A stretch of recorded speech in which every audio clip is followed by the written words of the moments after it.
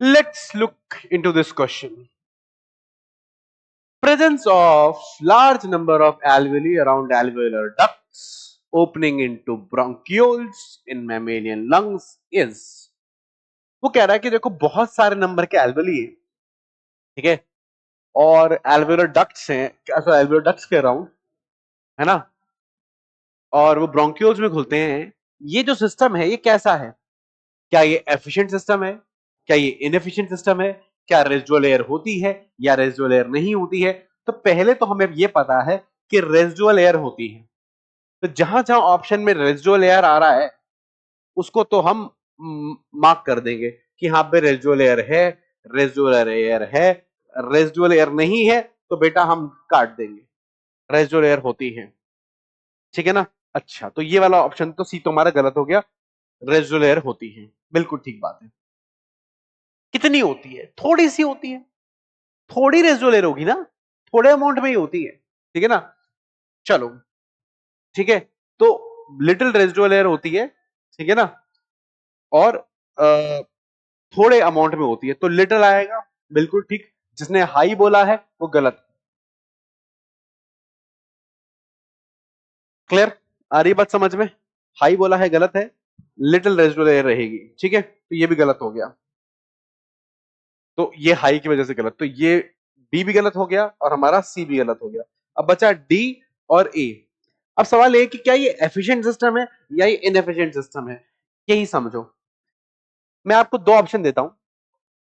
हमें बेटा आंसर पे नहीं जाना, कॉन्सेप्ट भी तो समझना है. तुम कह रहे सर आप तो मैं आंसर बता दो, ऐसा नहीं होता, ठीक है. अभी मैं सिंपल एग्जांपल बता रहा हूं. ये एक फेफड़ा, एक सिस्टम, ठीक है ना. इसमें एक ही बड़ा बलून है, एक ही बड़ा क्या है, बलून है. और दूसरा सिस्टम ये है कि जिसमें एक के बजाय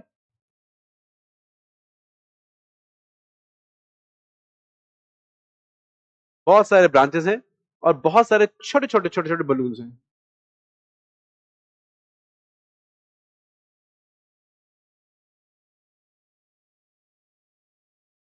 बहुत सारे छोटे छोटे बलून्स हैं.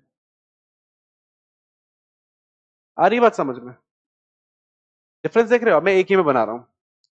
तो एक में एक बड़ा बलून है और एक सिस्टम के अंदर बहुत सारे छोटे छोटे छोटे छोटे मल्टीपल बलून्स हैं. दोबारा समझो, एक में बड़ा बलून और एक में छोटे छोटे छोटे छोटे बहुत सारे बलून्स.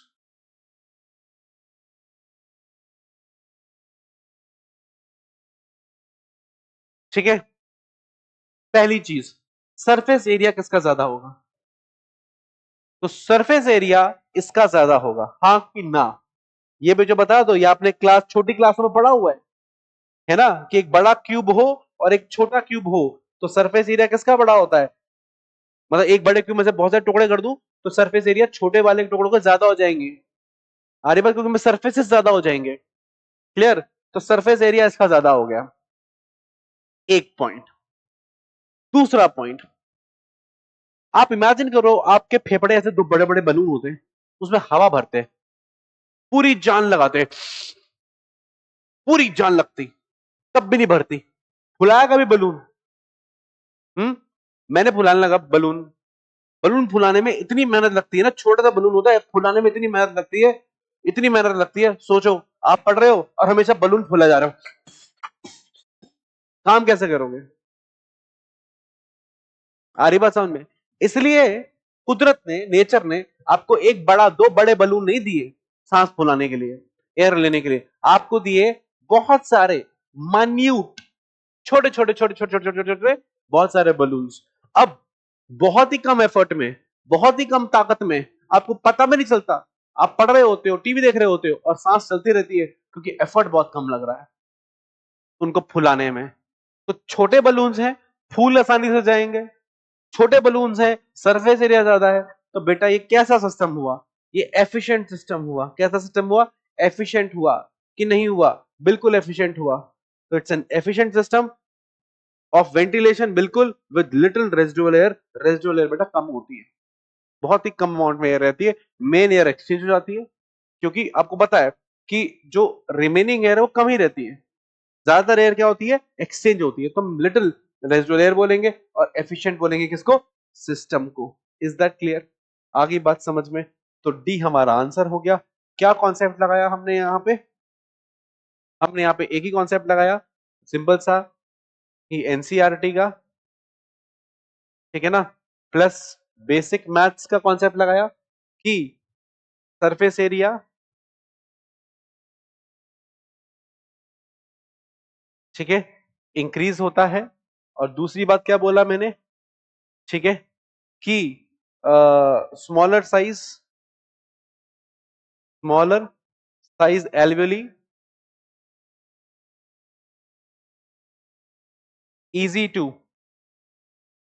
टू इन्फ्लेट, ठीक है। तो पूछ रहा था कि लार्ज नंबर ऑफ एल्वेली होने से क्या हुआ?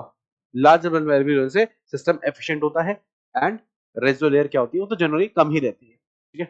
क्लियर है पॉइंट? तो ये था आपका आंसर, ये था आपका एनसीईआरटी का कॉन्सेप्ट, बेसिक सा, and that's for you the solution to this